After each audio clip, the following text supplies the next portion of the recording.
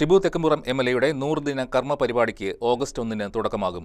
ഉച്ചയ്ക്ക് ശേഷം 3-ന് ജലവിഭവ മന്ത്രി മോൻസ് ജോസഫ് കർമ്മ പരിപാടി ഉദ്ഘാടനം ചെയ്യും.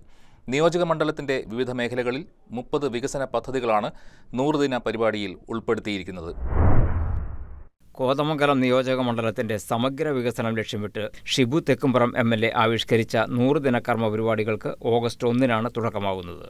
വൈകിട്ട് 3-ന് നിർദ്ദിഷ്ട എം.എൽ.എ ഓഫീസിൽ ഉദ്ഘാടന ചടങ്ങ് നടക്കും. ഭവന ജലവിഭവ വകുപ്പ് മന്ത്രി മോൻസ് ജോസഫാണ് പരിപാടികൾ ഉദ്ഘാടനം ചെയ്യുന്നത്. 100 ദിന കർമ്മ പരിപാടിയുടെ ഭാഗമായി വിവിധ മേഖലകളിലായി 30 വികസന പദ്ധതികളാണ് പ്രഖ്യാപിച്ചിട്ടുള്ളത്. പൊതുമരാമത്ത്, കുടിവെള്ളം, വിദ്യാഭ്യാസം, ആരോഗ്യം, അടിസ്ഥാന സൗകര്യ വികസനം, പൊതുജനക്ഷേമം തുടങ്ങിയ മേഖലകൾക്ക് പ്രത്യേകം പ്രാധാന്യം നൽകുന്ന പദ്ധതികളാണ് ആവിഷ്കരിച്ചിരിക്കുന്നത്. വിവിധ സർക്കാർ വകുപ്പുകളുടെയും തദ്ദേശ സ്വയംഭരണ സ്ഥാപനങ്ങളുടെയും ഏകോപനത്തോടെ പദ്ധതികൾ നടപ്പിലാക്കുമെന്ന് എം.എൽ.എ അറിയിച്ചു.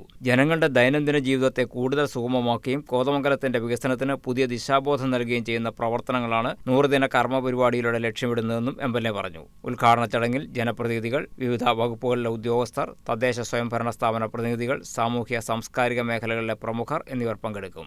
News desk KCV news.